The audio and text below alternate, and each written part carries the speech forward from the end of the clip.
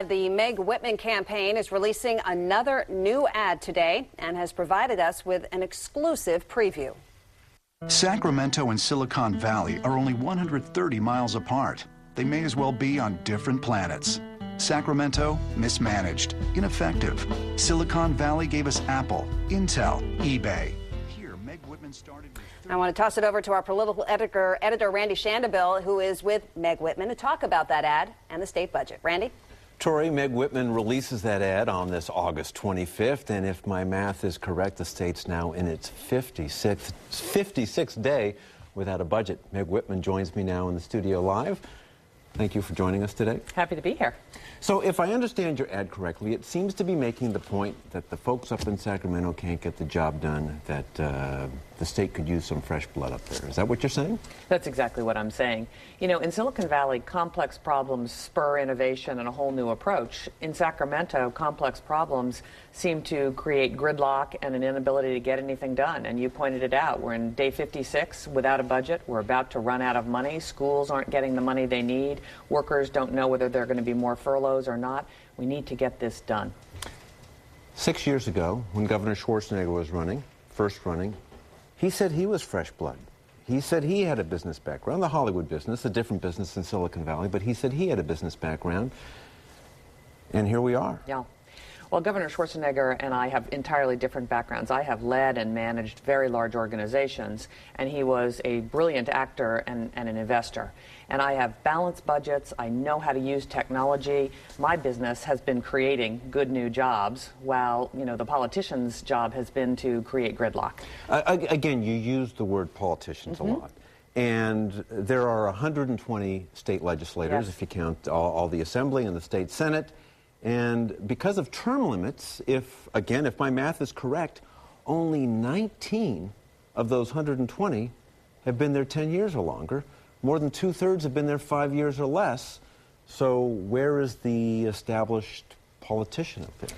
Well, they may have only been in office for a shorter period of time than historically, but most of them are career politicians. Very few have run a business, have met a payroll, have really understand what it takes to create good jobs. Well, how do you define a career politician if they're there 5 years or less? Well, they probably have run for other offices before that. Most of the politicians there have not, had jobs in the private sector during their career. Not all, but most have not. And here's what we've got to do. The number one issue is unemployment and jobs. Once again, we've got to make sure that California is the very best place to start and grow a business. And there isn't another candidate in this race who knows more about jobs and the economy and the conditions that are required for small businesses to grow and thrive. If we're going to be led out of this recession, we're going to be led out by small business. And that's the number one focus of my campaign.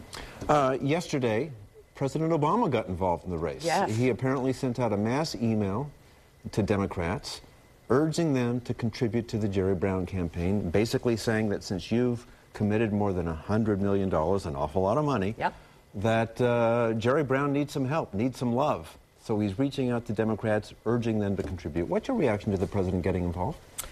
Well, the president, I think, is very worried about what's going to happen in California. He is very concerned, I think, about Jerry Brown's candidacy, and that's why he sent out this email.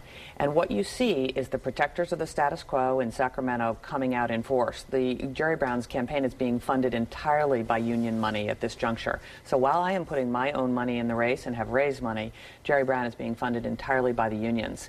And we'll see whether the president's endorsement helps. He also endorsed Sam Blakeslee's opponent, John Laird, down in the Senate race that just happened last week.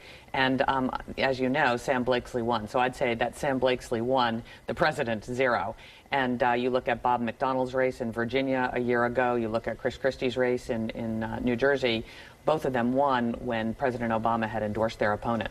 So, final question. Yeah. You've invested $100 million. The polls show you're running neck and neck. Yes. Okay, that's good news. There's more Democrats.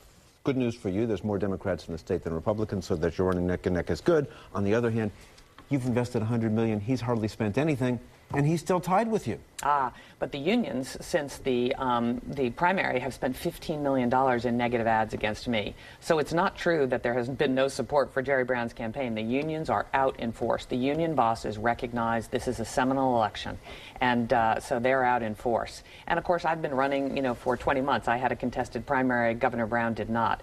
But we're going to run this race smartly. We're going to invest what it takes to make sure we reach every single voter. I'm going to fight for every vote in this campaign. If you are interested in jobs and interested in California turning the corner, you should vote for me. Meg Whitman, we're out of time. Thank you for joining us today. Thank you very much. Good luck in the rest Nice of the to see campaign. you. Hope you join us again before the election day. We will. Thank you.